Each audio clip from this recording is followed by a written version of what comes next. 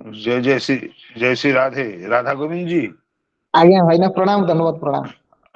केवल गोटे नंबर है एक नंबर टा 12 अध्याय एक नंबर टा। आज्ञा आज्ञा से गोटे श्लोक खाली पाठ करी। हाँ गोटे श्लोक कहीदेव सार कहले कहबू ना आ गोटे जोटे पढ़ीदे कहले तुम तीन टा है पढ़ीदेव ना गोटे है कि आज्ञा हाँ तुम मंगलाचरण करके जमी कह कथा कह असुविधा नहीं आज्ञा ठीक आज्ञा है। जय आज्ञा जय आज्ञा प्रणाम। Radhe Radhe.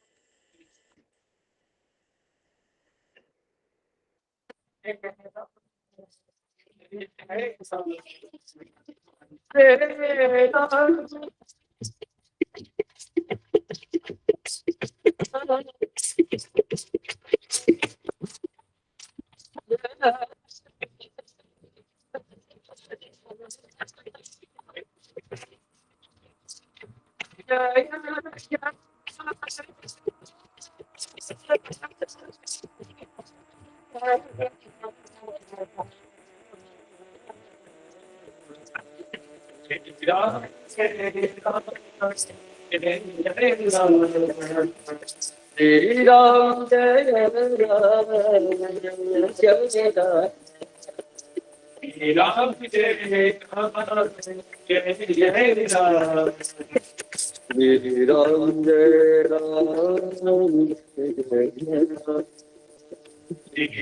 Jai Ram Shri Ram Jai Ram Shri Ram Jai Ram Jai Ram Shri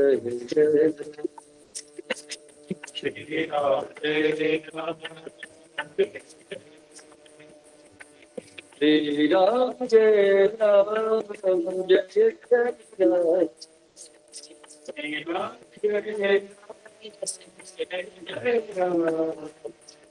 Shri Ram Jai Ram Shri Ram Jai Ram Jai Ram Ram Jai Ram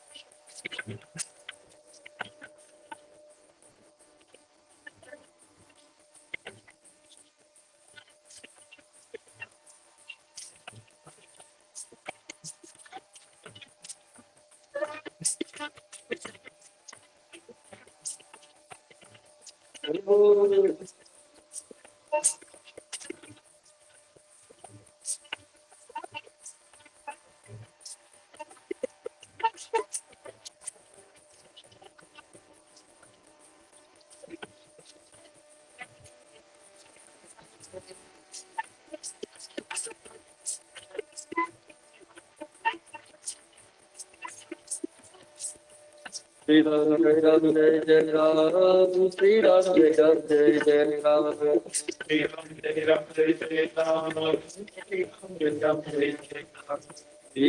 Jai Ram Jai Jai Ram, Sri Ram Jai Ram Jai Jai Ram, Sri Ram Jai Ram Jai Jai Ram, Sri Ram Jai Ram Jai Jai Ram, Sri Ram Jai Ram Jai Jai Ram, Sri Ram Jai Jai Ram, Sri Ram Jai Ram Jai Jai Ram, Sri Ram Jai Ram Jai Jai Ram, Sri Ram Jai Ram Jai Jai Ram, Sri Ram Jai Ram Jai Jai Ram. Shrimad Bhagavat कथा की इस पवित्र संगोष्ठी में मैं परम वंदनीय श्री आचार्य चरणों का श्री चरण वंदन करता हूँ। समुपस्थित हमारे परम वंदनीय श्रोतागण, सुधीजन, गुणीजन सभी का भी सादर अभिवंदन करता हूँ। इस सत्र में हमारे प्रातस्मरणीय श्री गुरु चरणों से निवेदन करता हूँ कि ये प्रथम स्कंद की कथा, 12 अध्याय की कथा सुना करके हम सभी को आप्यायित करें, कृतकृत्य करें। जय जय श्री राधे। दंडवत प्रणाम। ॐ अज्ञानतिमिरान्धस्य ज्ञानाञ्जनशलाकया चक्षुरुन्मिलितं येन तस्मै श्रीगुरवे नमः।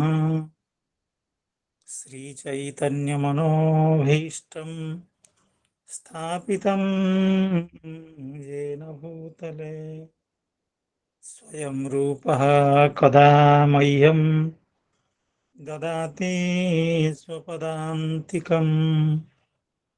वन्देऽहं श्रीगुरो श्रीयुतपदकमलं श्रीगुरोन् वैष्णवांश्च श्रीरूपं साग्रजातं सहगणरघुनाथान्वितं तं सजीवम् साद्वैतं सावधूतं परिजनसहितं कृष्णचैतन्यदेवं श्रीराधाकृष्णपादान् सहगणललिता श्रीविशाखान्वितांश्च। हे कृष्णा करुणा सिन्धो दीनबन्धो जगत्पते गोपेश गोपिका कान्त राधाकान्त नमोऽस्तुते।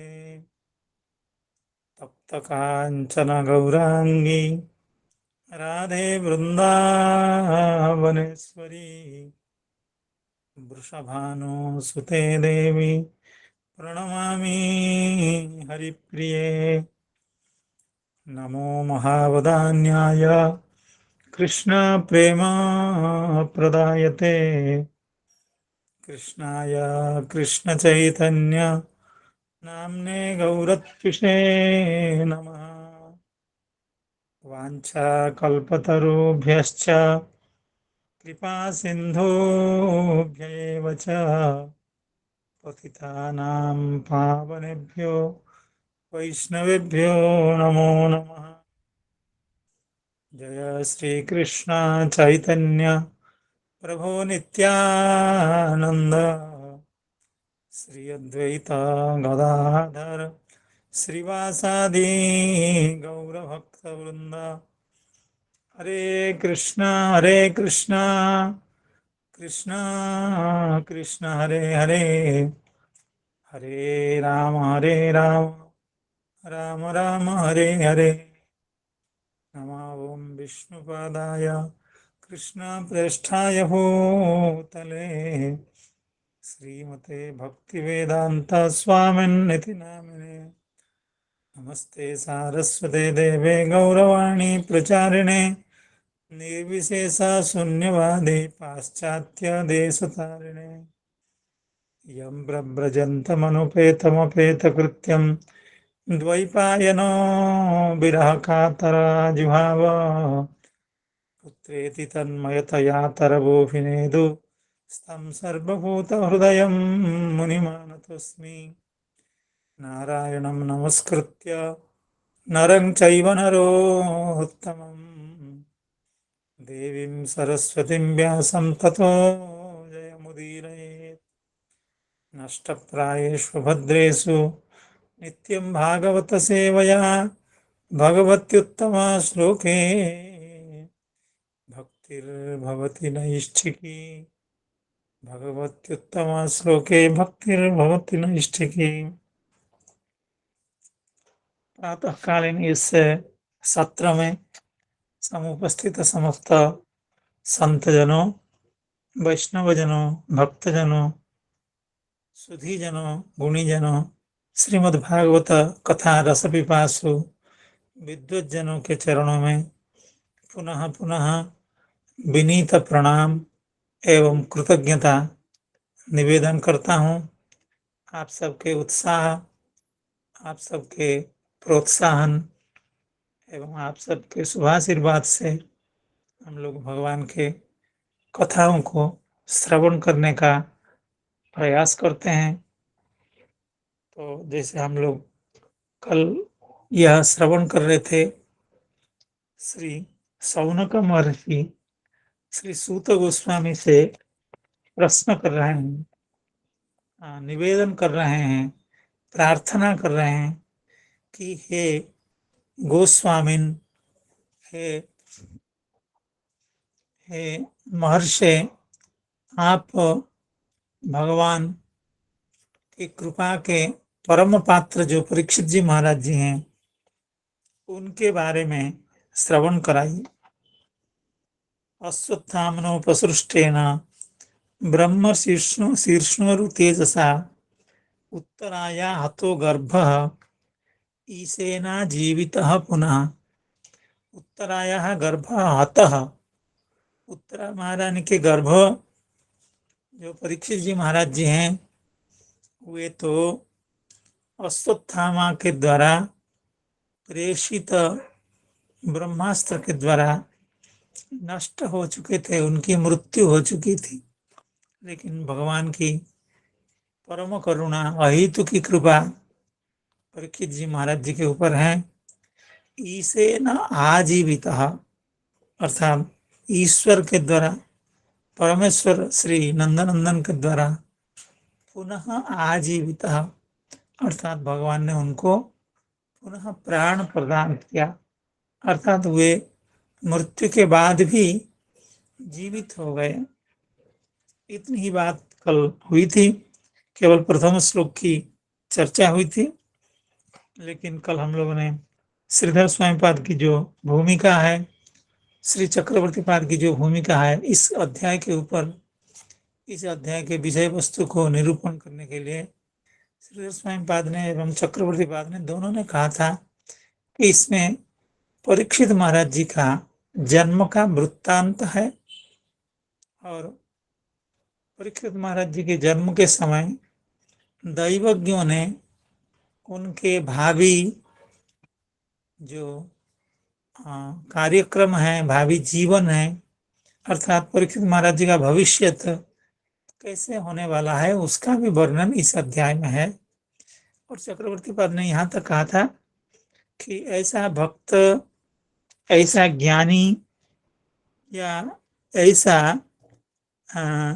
राजा आज तक संसार में नहीं सुना गया जो गर्भावस्था में ही भगवान के दर्शन कर लिए हों और सबसे बलवान जो तत्व है काल, उसको भी नियंत्रित करने वाले हों, उनको भी दंडित करने वाले हों, ऐसा राजा, ऐसा भक्त इससे पहले कहीं सुना नहीं गया। कहने का मतलब है परीक्षित महाराज जी का जन्म एवं उनका जो वृत्तांत, अर्थात वे आगे क्या क्या करने वाले हैं, उसकी वर्णना इस अध्याय में है। तो जैसे हम लोगों का नियम है, परंपरा है कि कल के पठित श्लोक का एक बार आवृत्ति एवं उसका हिंदी में अनुवाद को श्रवण कर लेते हैं। उसके बाद द्वितीय श्लोक में, अगले श्लोक में हम लोग प्रवेश करेंगे। तो निवेदन है कि प्रथम श्लोक का पाठ एवं उसका अनुवाद कर लिया जाए। जय जय श्री राधे। वंदे गुरु श्री चरणारविंदम वंशी विभूषित करान्नवनीरदाभा पीताम्बरा दरुणबिम्ब फलाधरोष्ठा पूर्णेन्दु सुंदर मुखादरविंद नेत्रा श्री कृष्णात् परं किमपि तत्त्वमहं न जाने। राधा भक्तिर्हरिर्ज्ञानं ताभ्यां जात समन्वितं तां श्री भागवतीं गाथा वंदे जुगलरूपिणम्। समस्त गुरुजनों के चरणों में अनंत कोटि दंडवत प्रणाम निवेदन करता हूँ तथा समस्त वैष्णव वृंद भक्त वृंद श्रोतृ वृंद के चरणों में बारंबार प्रणाम निवेदन करता हूँ। श्री नंदनंदन श्याम सुंदर भगवान श्री कृष्णचंद्र जी के अहेतु की अनंत अपार करुणा है जो हमें परम वंदनीय श्री आचार्य चरणों के द्वारा रसशास्त्र श्रीमद् भागवत जी के माध्यम से अत्यंत दुर्लभ सत्संग जो हमें अत्यंत सुलभता से प्राप्त हो रहे हैं। श्री जुगल सरकार के चरणों में प्रार्थना है कि इसे सत्संग हमें अनंत काल तक प्राप्त होता रहे। इसी परिप्रेक्षी में श्री गुरु जी के आज्ञानुसार विगत दिवस का पठित श्लोक और श्लोकार्थ वर्णन कर रहे हैं।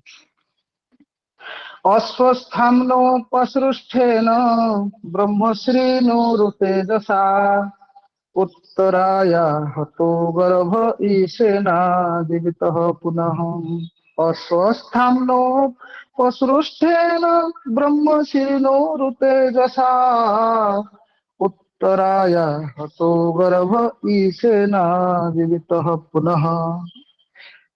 श्री सौनक जी कह रहे हैं अस्वस्थमा जो अत्यंत तेजस्वी ब्रह्मास्त्र चलाया था उससे उत्तरा का गर्भ नष्ट हो गया था परंतु भगवान ने इसे पुनः जीवित कर दिया।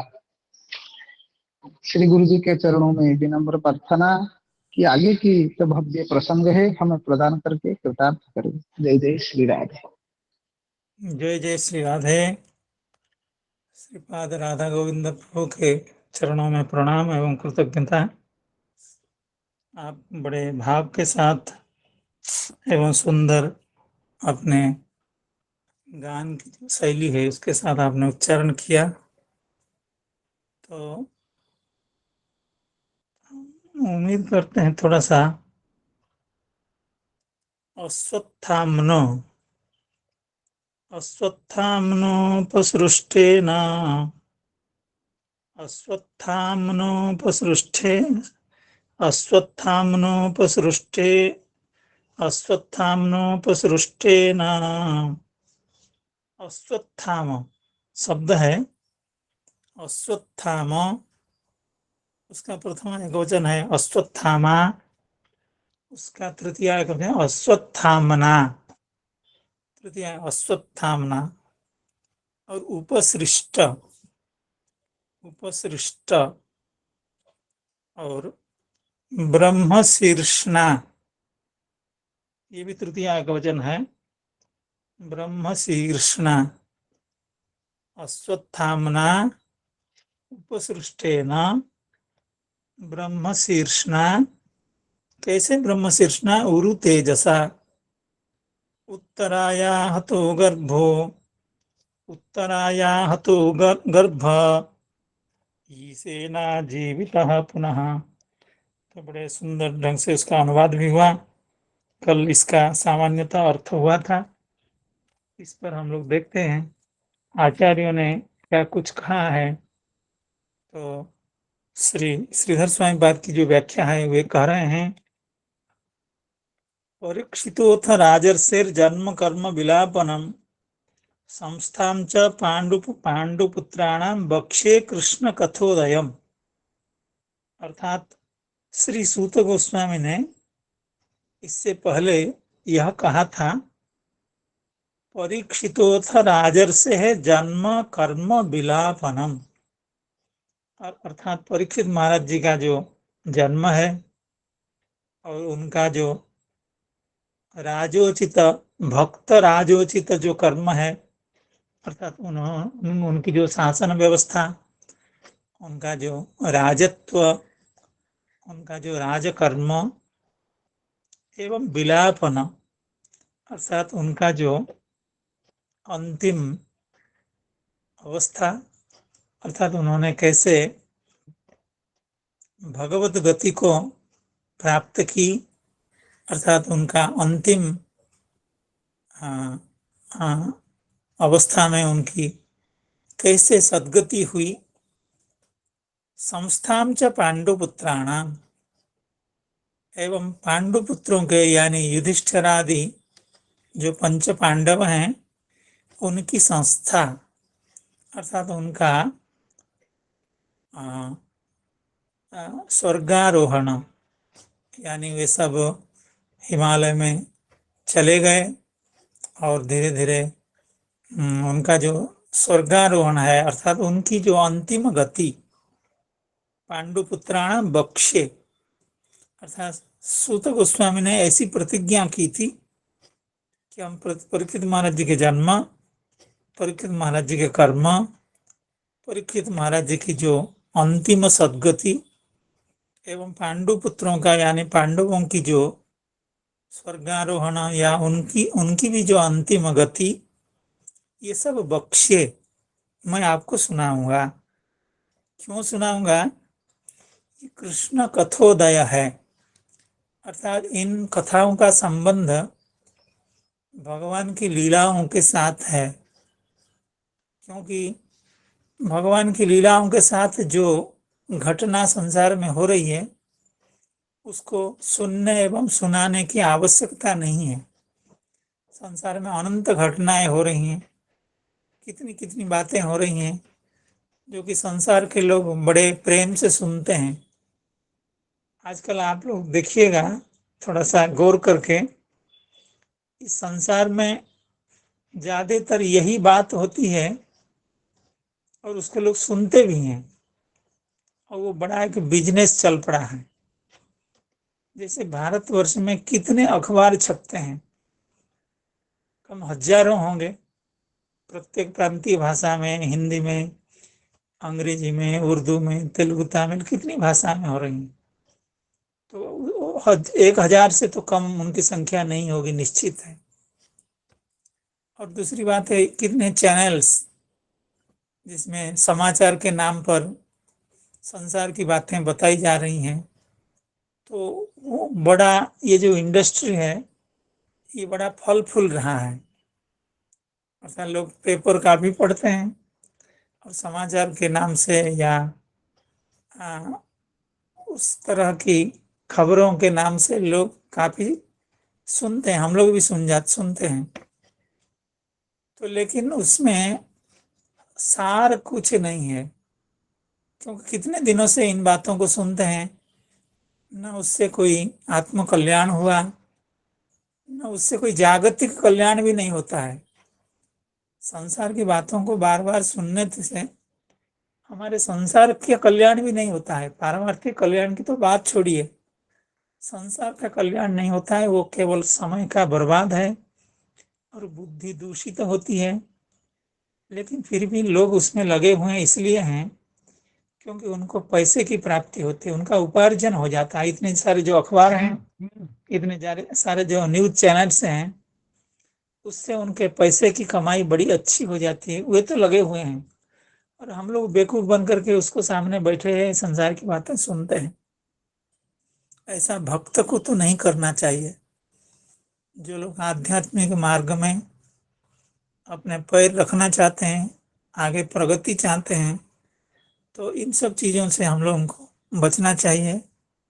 हम लोग प्रयास करें और संत जनों की कृपा हो, भगवान की कृपा हो। भगवान की कृपा होती है, हम अगर संकल्प करते हैं तो भगवान अवश्य कृपा करते हैं। तो इन चीज़ों से जब हम बचेंगे तभी हम भागवत कथा का श्रवण कर पाएंगे, श्रीमद् भागवत का अध्ययन कर पाएंगे, श्री रामचरितमानस का अध्ययन कर पाएंगे, श्री वाल्मीकि रामायण का अध्ययन कर पाएंगे, श्रीमद् महाभारत का अध्ययन कर पाएंगे। यानी सदग्रंथों को अध्ययन करने का समय हमारा वे लोग सब ले लेते हैं, ये संसार की बातें सुना करके।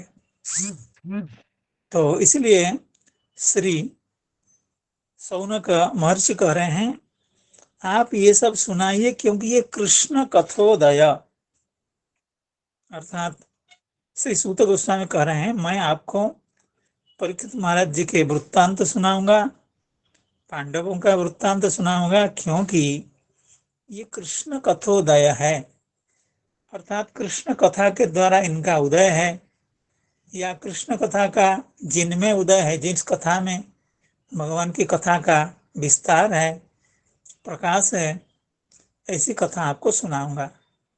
कहने का अभिप्राय यही है कि भक्तों को संसार की बात अगर सुननी भी हो तो भगवान की कथा से, भगवान की लीलाओं से संबद्ध कथा ही सुनना चाहिए। भगवत कथा विरहित जो संसार की कथा है, भगवत लीला कथा से अस्पृष्ट जो संसार की कथा है, उस कथा को हम सबको नहीं सुनना चाहिए। तो श्री सूत गोस्वामी ने ऐसी प्रतिज्ञा की थी कि मैं आपको कृष्ण कथा कथोदय, जो परीक्षित महाराज जी की कथा एवं पांडवों की कथा आपको सुनाऊंगा। इति प्रतिज्ञाय पांडवानां राज्य स्थिति रूप उपोद्घात रूपा सप्रसंगम सप्तमाध्यायम आरभ्य निरूपिता। सप्तम अध्याय से लेकर के यहाँ तक पांडवों की जो राज्य स्थिति है, क्योंकि कुंती महारानी के जो प्रार्थना है, स्तुति है अष्टम अध्याय में, उससे पहले ही पांडवों के राज्य प्राप्ति की बात हो गई थी, और उसके बाद अष्टम अध्याय में भी कुंती महारानी जो प्रार्थना करें उसमें भी पांडवों की राज्य प्राप्ति की बात है।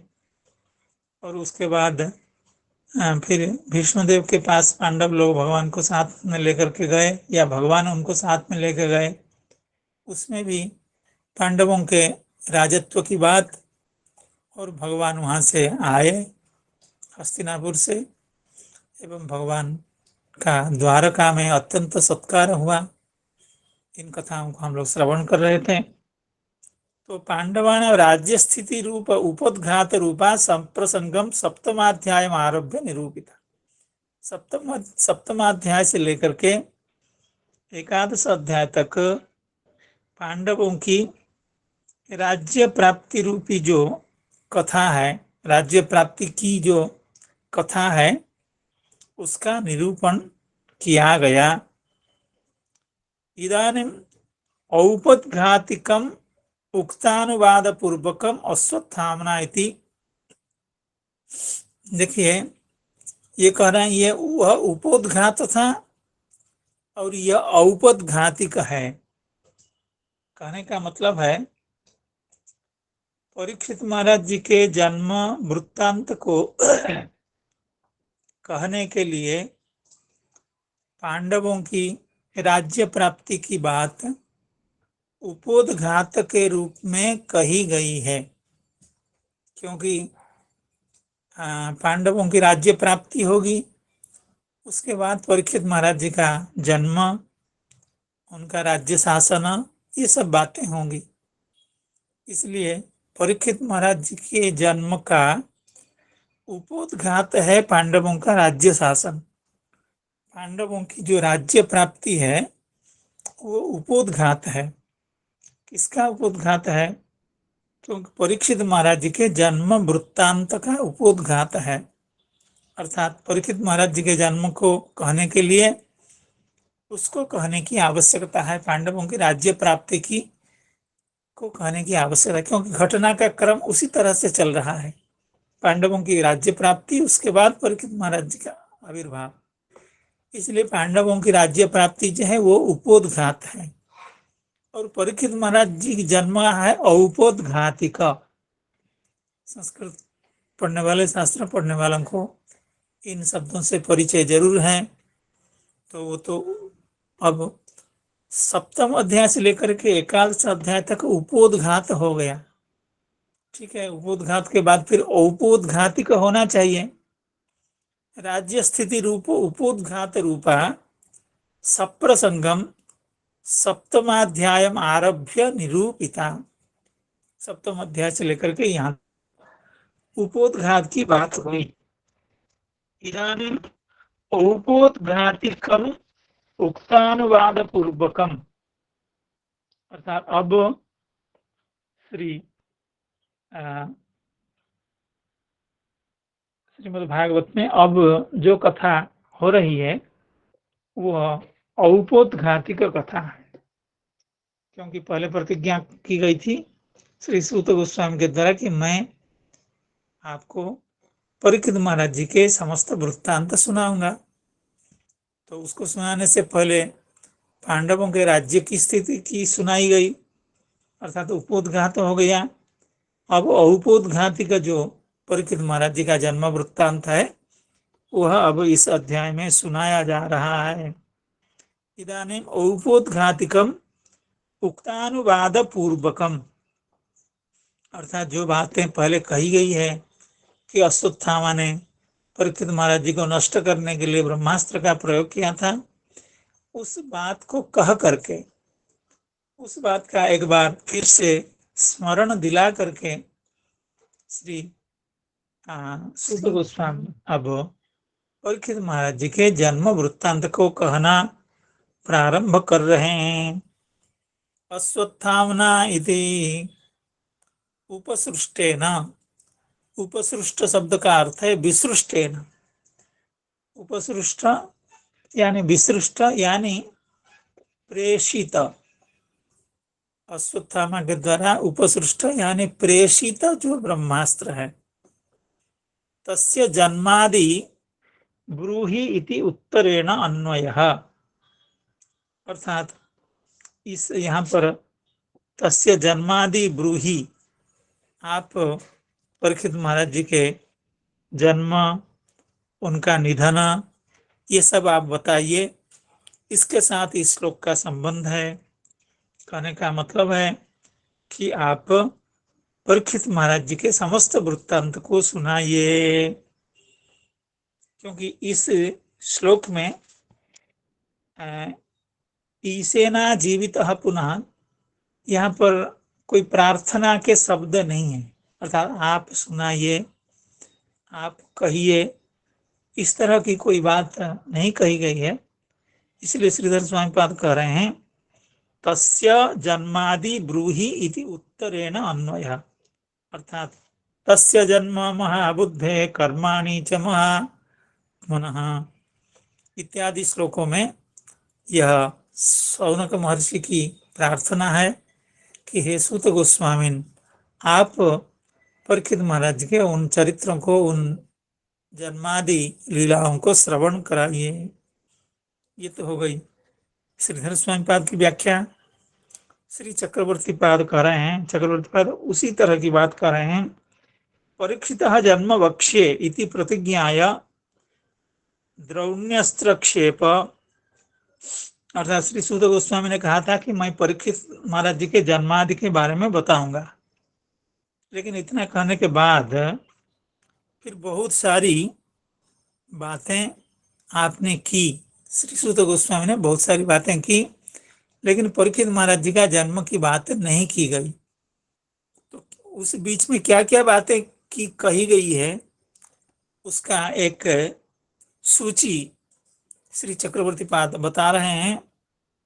द्रौण्यस्त्र क्षेप, अर्थात द्रौणी के द्वारा, अश्वत्थामा के द्वारा अस्त्रक्षेप, ब्रह्मास्त्र का प्रहार, ब्रह्मास्त्र का निक्षेपण, और गर्भ रक्षा, भगवान के द्वारा परीक्षित महाराज जी की रक्षा, कुंती स्तव, अर्थात इस बीच में क्या क्या विषय आए हैं उनका उल्लेख कर रहे हैं श्री चक्रवर्ती पाद। भीष्म महाराज जी की स्तुति, भीष्म निर्याण, कुंती महारानी की स्तुति एवं भीष्म निर्याण, अर्थात श्री भीष्मदेव की स्तुति, उनका निर्याण, उसके बाद भगवत यात्रा, हस्तिनापुर से भगवान का निकलना द्वारिका के उद्देश्य से, और द्वारिका प्रवेश, द्वारिकापुर में अपने राजधानी में, अपने राज्य में भगवान का प्रवेश, पट्ट महिषी रमणादि एवं भगवान की जो गृहिणियां थी उनको अनेक सुख मिला, उनको बहुत ही सुख मिला, क्योंकि इतने दिन के बाद भगवान उनके साथ सम्मिलित हुए हैं।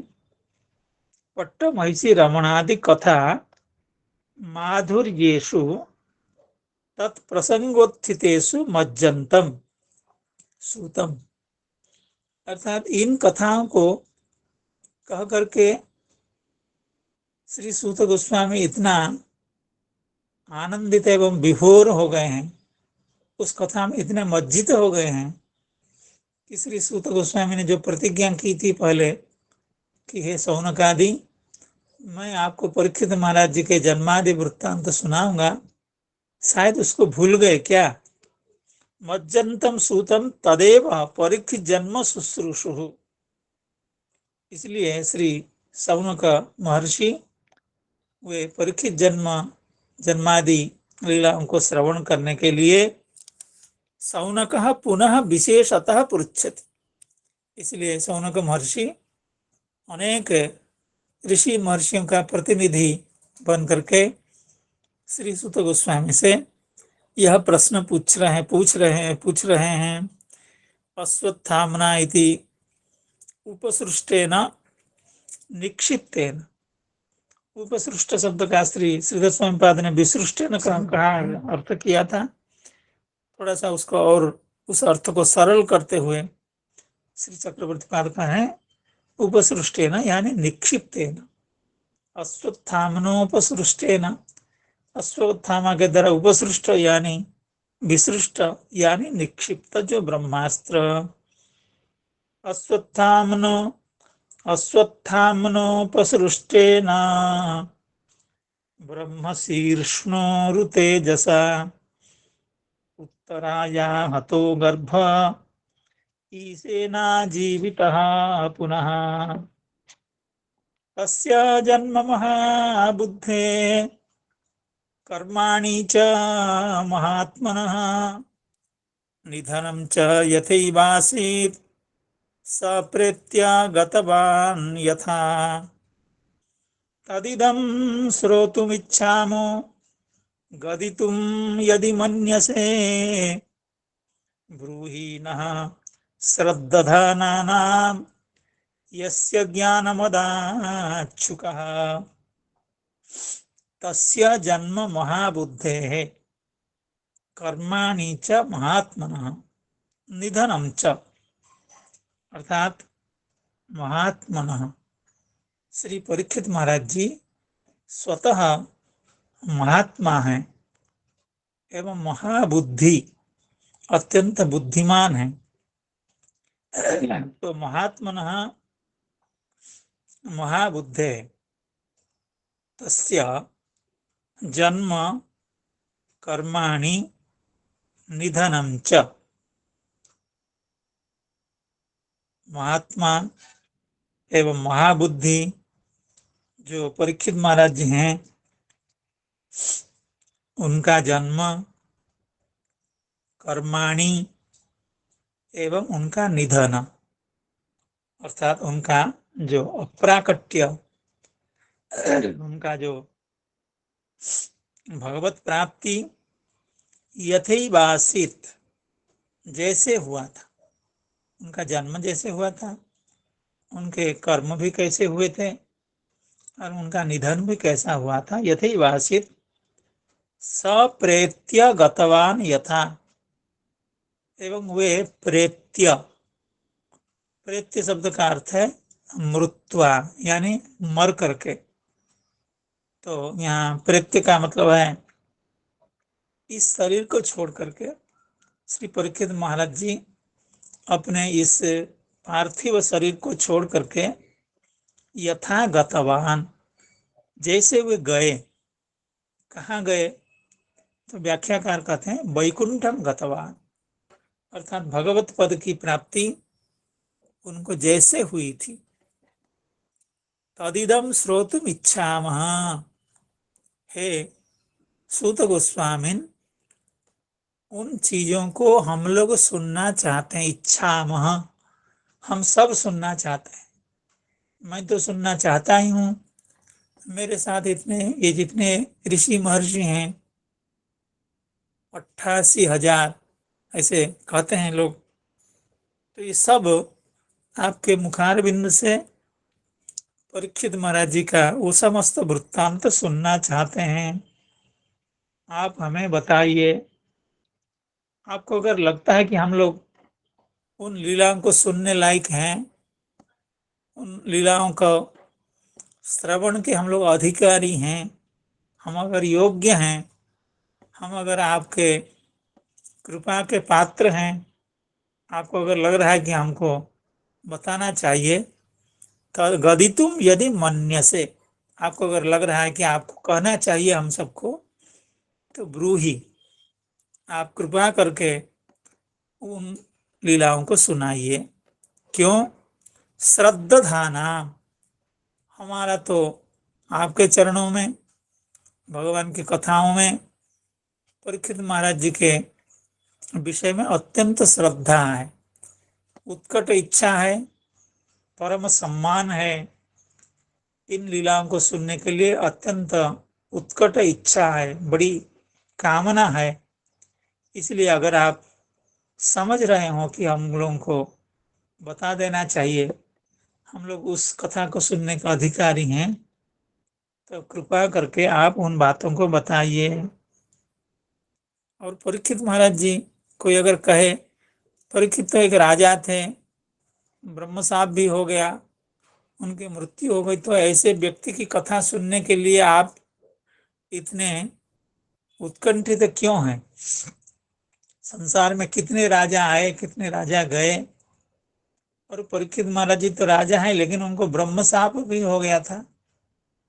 तो ऐसे राजा की लीलाओं को, ऐसे राजा की कथाओं को, ऐसे राजा के चरित्रों को सुनने के लिए आप इतने व्याकुल क्यों हैं, इतने उत्कंठित क्यों हैं, इतने शुश्रूषु क्यों हैं?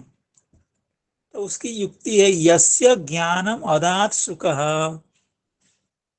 कहते हैं हे भगवान, हमको सुनने की उत्कंठा हमारी इसलिए बढ़ गई है कि साक्षात श्री सुखदेव गोस्वामी, जो परमहंस चक्र चूड़ामणि हैं, विरक्तों में परम विरक्त हैं, सर्वश्रेष्ठ हैं, परमहंस हैं, उन्होंने परीक्षित महाराज जी को ज्ञान दिया। अर्थात उनके अंतिम समय में परीक्षित महाराज जी को उपदेश श्री सुखदेव गोस्वामी ने दिया। तो इससे परीक्षित महाराज जी की योग्यता का प्रकाश होता है। साक्षात श्री सुखदेव गोस्वामी जिनको भगवान की कथा सुनाते हों, वो कोई सामान्य महात्मा नहीं हो सकते हैं, वो कोई सामान्य राजा नहीं है, वो कोई सामान्य भक्त नहीं है, वे तो असामान्य जरूर होंगे। नहीं तो सगोदोहन मात्रम वै, जो केवल गृहस्थों के यहाँ भिक्षा लाने के लिए जाते थे, लेकिन गोदोहन मात्र काल गृहस्थ के घर में रहते थे, घर के सामने खड़े रहते थे। इसलिए नहीं कि उनको भिक्षा की आवश्यकता है, उस गृहस्थ के गृह को पवित्र करने के लिए। तो ऐसे जो महात्मा हैं श्री सुखदेव गोस्वामी, उन्होंने परीक्षित महाराज जी को कथा सुनाई। इसका मतलब है परीक्षित महाराज जी कोई साधारण राजा, साधारण भक्त या साधारण मनुष्य नहीं थे। उनकी असाधारणता इसी से प्रतीत हो जाती है, क्योंकि श्री सुखदेव गोस्वामी ने उनके ऊपर कृपा की है। तो इसलिए हे भगवान, हे सौनक महर्षि, हे सौनक गोस्वामिन, आपके चरणों में। इसलिए हम लोगों की प्रार्थना है कि आप परीक्षित महाराज जी की कथा सुनाइए, क्योंकि ऐसे भक्त, ऐसे राजा होते नहीं हैं। तस्य जन्म महाबुद्धेः कर्माणि च महात्मनः निधनं च यथैवासीत् सप्रेत्य गतवान् यथा। तदिदं श्रोतुमिच्छामो गदितुं यदि मन्यसे ब्रूहि नः श्रद्दधानानां यस्य ज्ञानमदाच्छुकः। तो यह था मूल दो पद्य हैं। इनकी व्याख्या में श्री चक्रवर्ती पाद एवं श्रीधर स्वामी पाद क्या क्या कह रहे हैं। तस्य जन्म, निधनं च यथैवासीत् सप्रेत्य गतवान् यथा। यह जो स है, इसी की व्याख्या करते हुए, तत्शब्द की व्याख्या करते हुए श्रीधर स्वामी पाद कहते हैं सह यानी परीक्षित, और प्रेत्य शब्द का अर्थ है देहम त्यक्त्वा। श्रीधर स्वामी पाद ने द्वितीय पद्य में केवल इन दो शब्दों की व्याख्या की। निधनम च यथैवासीत् सप्रेत्य, स और प्रेत्य, इन दो शब्दों का ही आपने व्याख्यान किया। सह यानी परीक्षित, प्रेत्य यानी देहम त्यक्त्वा। इस श्लोक पर चक्रवर्ती पाद की कोई व्याख्या नहीं है, इसलिए हम लोग तीसरे पद्य में प्रवेश करते हैं। तदिदम श्रोतुमिच्छामो गदितुम यदि मन्यसे ब्रूहि नः श्रद्दधानानां यस्य ज्ञानम अदाच्छुकः। इस तृतीय पद्य की व्याख्या करते हुए श्रीधर स्वामी पाद कह रहे हैं प्रार्थये न तु आज्ञापयामि इति आह। अर्थात श्री शौनक महर्षि कह रहे हैं कि हे सूत गोस्वामिन, तदिदम श्रोतुमिच्छामो गदितुम यदि मन्यसे, अर्थात ये हमारी प्रार्थना है। आप अगर अच्छा समझें कि हमारी प्रार्थना उचित प्रार्थना है, तो फिर आप परीक्षित महाराज जी के चरित्र को कहिए। अगर आपको लगे कि हम सही ढंग से आपसे निवेदन नहीं कर पा रहे हैं, या जिन चीजों को सुनना चाहते हैं वो हमारे सुनने लायक नहीं है, तो फिर आप भगवान की कोई दूसरी कथा सुनाइए। ये तो हमारी प्रार्थना है। प्रार्थये न तु आज्ञापयामि, श्रीधर स्वामी पाद कह रहे हैं हम आपसे प्रार्थना कर रहे हैं, आपको आज्ञा नहीं दे रहे हैं। आपको आज्ञा देने का अधिकार हमें नहीं है, इसलिए ये हमारी प्रार्थना है। गदितुम यदि मन्यसे अनुग्रहेण तर्हि ब्रूहि। अगर आप समझ रहे हैं कि आपको कहना चाहिए परीक्षित महाराज जी के जन्म, कर्म और उनका विलापन, यानी उनका देह त्याग वृत्तांत हम लोगों को सुनना चाहिए एवं आपको कहना चाहिए, तब कहिए। अनुग्रहेण तर्हि ब्रूहि, आप कृपा करके उस बात को कहिए। यस्य ज्ञानम अदाच्छुकः, यानी इति श्रवण इच्छायाम कारणम। कहते हैं कि परीक्षित महाराज जी की बात सुनने के लिए हम इतने आग्रही क्यों हो गए हैं, अर्थात हम लोगों के चित्त में श्री परीक्षित महाराज जी के वृत्तांत को सुनने के लिए इतनी इच्छा इतनी प्रबल क्यों हो गई है। उसका कारण है यस्य ज्ञानम अदाच्छुकः, यानी जिनको साक्षात श्री सुखदेव गोस्वामी ने प्रबोधित किया,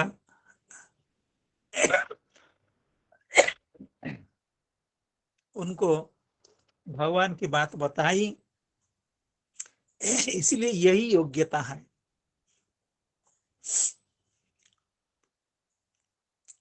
अर्थात हम लोगों को सुनने की इच्छा के पीछे यही सबसे बड़ा कारण है कि साक्षात श्री सुखदेव गोस्वामी ने परीक्षित महाराज जी को भगवान के लीलाओं का श्रवण कराया। इससे ही परीक्षित महाराज जी की योग्यता का बोध हो जाता है और उस योग्यता के कारण हम लोगों की इच्छा है कि हम लोग उनकी कथा का श्रवण करें। यस्य ज्ञानम अदात सुख इति श्रवण इच्छायाम कारणम। परीक्षित महाराज जी के चरित्र को श्रवण के की हम लोगों की जो इच्छा है वो उसके कारण यही है कि वे श्री सुखदेव गोस्वामी के कृपा पात्र हैं। श्री सुखदेव गोस्वामी ने विशेष रूप से उनको भगवान की कथा सुनाई थी, इसलिए हम परीक्षित महाराज जी के बारे में श्रवण करना चाहते हैं। श्री बंशीधराचार्य इस पर कह रहे हैं, श्री सुकस्य श्री कृष्ण लीलामृतपान मग्नस्य सर्वतः अनपेक्ष्यस्यापि यदुपदेशे प्रवृत्ति इति अद्भुततमं तद्वृत्तमिति कृपया ब्रूहि इत्येव इति भावः।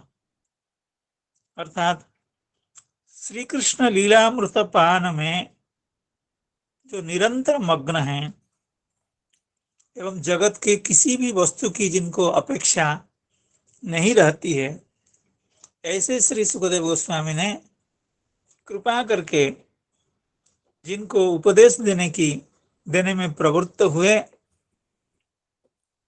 तद वृत्तम इति, ऐसे परीक्षित महाराज जी का वृत्त, उनका चरित्र, उनकी लीलाओं को आप श्रवण कराइए। तदिदं श्रोतुमिच्छामो गदितुं यदि मन्यसे ब्रूहि नः श्रद्दधानानां यस्य ज्ञानमदाच्छुकः। तो इन 3 श्लोकों में श्री शौनक महर्षि ने श्री सुखदेव गोस्वामी से प्रार्थना की, आप परीक्षित महाराज जी के बारे में बताइए, क्योंकि आपने प्रतिज्ञा की थी कि परीक्षितोऽथ राजर्षेर् जन्म कर्म विलापनम संस्थां च पांडुपुत्राणाम बक्षे कृष्ण कथोदयम। आपने प्रतिज्ञा की थी और आप इस कथा को कहने के लिए जो उपोद्घात है, यानी पांडवों की राज्य प्राप्ति, उस बात को तो आपने बता दी है, इसलिए औपोद्घातिक यानी जो परीक्षित महाराज जी के चरित्र है उसको आप सुनाइए। इस बात को सुन करके श्री सूत गोस्वामी को याद आ गया कि हाँ, हमने ऐसा कहा था, और परीक्षित महाराज जी के चरित्र सबको अवश्य श्रवण करना चाहिए। भगवान की कृपा कैसे होती है एवं भगवान के कृपा के कारण परीक्षित जी महाराज कैसे सामर्थ्यवान हो जाते हैं कि काल को भी नियंत्रण कर देते हैं, तो भगवान के विशेष कृपा पात्र हैं, तो उनके चरित्र का सबको श्रवण करना चाहिए। ऐसा समझ करके श्री सूत गोस्वामी अब श्री परीक्षित महाराज जी के चरित्र का निरूपण करना प्रारंभ करते हैं।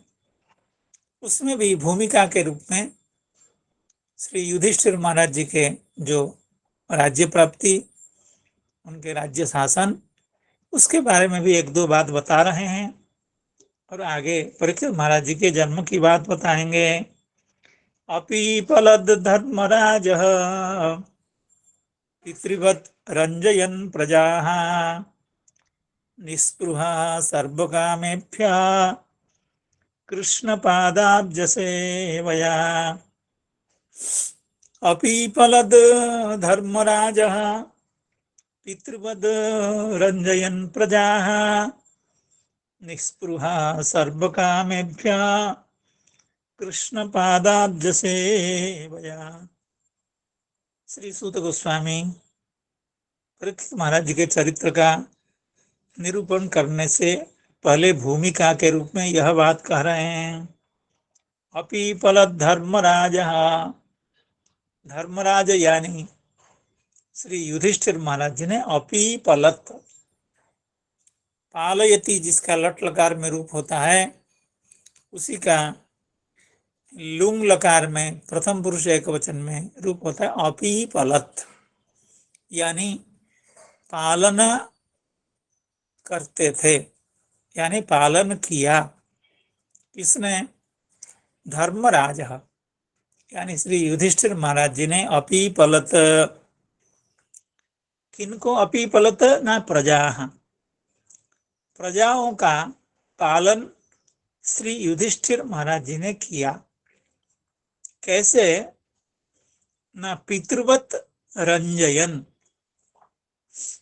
पिता जैसे अपनी संतति को सुख देते हुए, उनके प्रेम करते हुए, बड़े बड़े स्नेह के साथ, बड़े आत्मीयता के साथ पिता जैसे अपनी संतति का पालन करता है, उसको अनुशासित करता है, उसको सन्मार्ग में प्रवृत्त करता है। उसी तरह से प्रजा रंजयन, प्रजाओं को आनंदित करते हुए, रंजित करते हुए, प्रजाओं को सुख देते हुए, सुखी करते हुए धर्मराज अपीपलत, प्रजाओं का पालन आपने किया। अर्थात युधिष्ठिर महाराज जी का पूर्ण चित्त प्रजाओं को पालन करने में, उनको सुख देने में, उनके कल्याण में लगा हुआ था। निस्पृहा सर्व कामेभ्यः कृष्ण पादाब्ज सेवया। युधिष्ठिर महाराज जी के बारे में बताया जा रहा है कि धर्मराज कैसे थे, युधिष्ठिर महाराज जी कैसे थे। ना सर्व कामेभ्य निस्पृह, समस्त कामनाओं के प्रति वे बीतस्पृह थे। अर्थात समस्त विषयों के प्रति उनकी अनासक्ति थी, अर्थात किसी भी विषय के प्रति वे आकृष्ट नहीं थे। अर्थात मुझे ऐसा सुख प्राप्त हो, ऐसा सुख प्राप्त हो, या मेरी प्रतिष्ठा इतनी बढ़ जाए, इस तरह की कामना से मुक्त होते थे, जो कि आजकल के शासकों में ऐसा देखा नहीं जाता है। पहले कोई राजा बन जाता है, मंत्री बन जाता है, मुख्यमंत्री बन जाता है, प्रधानमंत्री बन जाता है, उसकी तरह तरह की वासनाएं रहती हैं। ये कर लूंगा, वो कर लूंगा, ये मेरे रिश्तेदार हैं उनका ये कर लूंगा, इतने बार विदेश का पहले भ्रमण कर लूंगा। अर्थात अपने इंद्रियों को चरितार्थ करना, अपनी प्रतिष्ठाओं को बढ़ाना, इसी सब के इन सब विषयों में वो इतना आसक्त हो जाता है कि प्रजा पालन करने का उसको उसकी बुद्धि रहती नहीं है, और उसकी प्रजा पालन के प्रति कोई रुचि भी नहीं रहती है। लेकिन युधिष्ठिर महाराज जी ऐसा नहीं थे। अगर होते, कितने हजार साल अतीत हो गए, हम उसी आदर के साथ, उसी श्रद्धा के साथ श्री युधिष्ठिर महाराज जी का नामोच्चारण, उनका चरित्र श्रवण आज भी कर रहे हैं, क्योंकि वो ऐसा ही राजा थे जो प्रजाओं के कल्याण के प्रति संपूर्ण रूपेण समर्पित थे। वो कैसे ये संभव था? क्योंकि वे निस्पृह सर्व कामेभ्य, उनके अपनी कोई कामना वासना, अपने विषय भोग करना या अपनी प्रतिष्ठा को इतना महत्व देना, ये सब बातें नहीं थी। कहते नहीं कैसे थी? आप तो मनुष्य थे, तो मनुष्य का तो स्वभाव होता है, वो विषय भोग की कामना करता है, अपनी प्रतिष्ठा को बड़ा महत्व देता है, और उसी अपनी प्रतिष्ठा के लिए ही वो बड़े चक्रांत करता है, बड़ी कपटता भी करता है, पूरी बुद्धि को उसी में लगा देता है। तो इस तरह के दोष से युधिष्ठिर महाराज जी मुक्त कैसे थे? कहते हैं सीधी सी बात है। वो मुक्त इसीलिए थे कृष्ण पादाब्ज सेवया, भगवान के चरण कमलों की सेवा करते थे, अर्थात वे भगवान के परम भक्त थे। अर्थात भगवान की भक्ति में उनको इतना आनंद मिलता था, इतना सुख मिलता था, उनके चित्त भगवान की भक्ति में इतनी व्यापृत रहता था कि उस सुख के सामने विषय सुख या प्रतिष्ठा की जो आशा, वे सब तुच्छ हो जाती थी, वे सब फीका हो जाता था। भक्ति में ऐसा होता है, जिनको भक्ति का सुख प्राप्त है, भगवत सुख जिनको प्राप्त है, उनको फिर सांसारिक सुख में इतनी आसक्ति नहीं रहती है। भक्ति के महात्म्य है। भक्ति करते करते चित्त विषय के प्रति निस्पृह हो जाता है, जगत के प्रति निस्पृह हो जाता है। और युधिष्ठिर महाराज जी का क्या कहना, जिसके सारथ्य दौत्यादि करने के लिए भगवान स्वयं तत्पर थे, तो भगवान से वे कितने प्रेम करते होंगे। भगवान के प्रति उनकी आसक्ति, भगवान के प्रति उनकी निष्ठा, भगवान की बातों पर उनका विश्वास कितना अत्यधिक होगा, इसकी कल्पना हम लोग नहीं कर सकते हैं, हम लोग सोच भी नहीं सकते हैं। तो कृष्ण पादाब्ज सेवया, भगवान के चरण कमलों के प्रति उनकी जो आसक्ति थी, जो सेवा थी, जो भक्ति थी, उसके कारण वे सर्व कामेभ्य निस्पृह हो गए थे। देखा जाता है सब समय ऐसे भक्त होते हैं जो विषय विमुख रहते हैं, क्योंकि वे भगवान के भक्ति के प्रति, भगवान के प्रति निरंतर उन्मुख रहते हैं। जिनको भगवान के नाम संकीर्तन में, भगवान के नाम जप में, भगवान की सेवा में रुचि हो जाती है, आसक्ति हो जाती है, तो वे फिर संसार के प्रति, विषय सुख के प्रति अनासक्त हो जाते हैं। और युधिष्ठिर महाराज जी तो बड़े भगवान के परम भक्त थे, इसीलिए वे समस्त विषयों के प्रति निस्पृह थे। इसीलिए उनके पास पर्याप्त समय था, उनकी बुद्धि भी अत्यंत शुद्ध थी, इसलिए प्रजाओं का रंजन करते थे, प्रजाओं को बड़ा सुख देते थे, एवं प्रजाओं को अपनी संतान जैसे शिक्षा दीक्षा दे करके समस्त प्रजाओं को वे भगवान के भक्त बनाते थे, एवं प्रजाओं को सुखी करने का भरसक प्रयास करते थे। अपीपलद धर्मराजः पितृवद रंजयन् प्रजाः निस्पृहः सर्वकामेभ्यः कृष्ण सेवया। श्रीधर स्वामी पाद इस पर कह रहे हैं, निस्पृह स्यापि राज्ञः श्री कृष्णानुग्रहात् तादृक् पौत्रः समजनीति वक्तुं तस्य कृष्णे भक्ति उद्रेकमाह। अर्थात यह जो श्लोक, यहाँ से 3 श्लोकों में श्री युधिष्ठिर महाराज जी के भगवान के प्रति जो भक्ति है, उनके प्रति जो निष्ठा है, उसकी बात कही जाती है।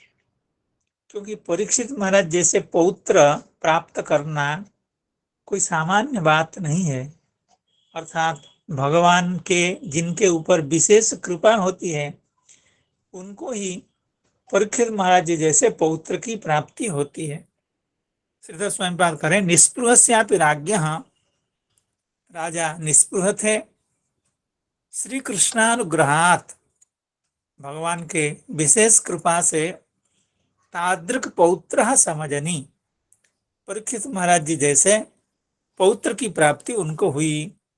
इस बात को कहने के लिए युधिष्ठिर महाराज जी का भगवान के प्रति जो भक्ति उद्रेक, भक्ति का आधिक्य, वह बात इस पद्य में कही जाती है।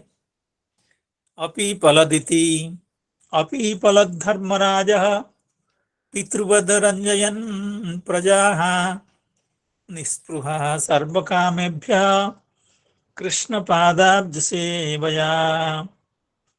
अपि पलत पालयामास, पितृवत अपि पलत, पिता की तरह। अपि पलत शब्द का अर्थ लीट लकार में उसका अर्थ वर्णन करते हुए श्रीधर स्वामी पाद कहते हैं पालयामास।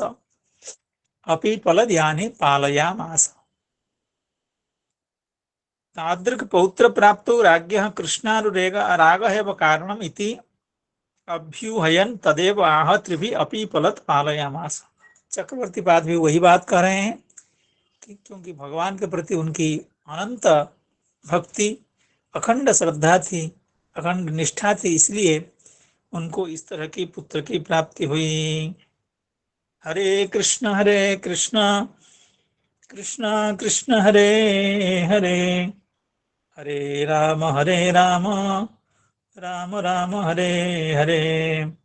जय ग्रंथराज श्रीमद् भागवतम की जय। समस्त भक्त जय वृंद जय की जय जय।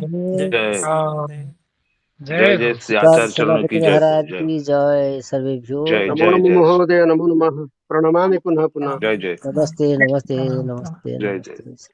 जय जय श्री राधे गुरुदेव राधे। भगवान की प्रणाम जय। प्रभु प्रणाम। नमो नमः नमो नमः नमो नमः। नमो नमः नमो। नमो नमः हरे कृष्ण।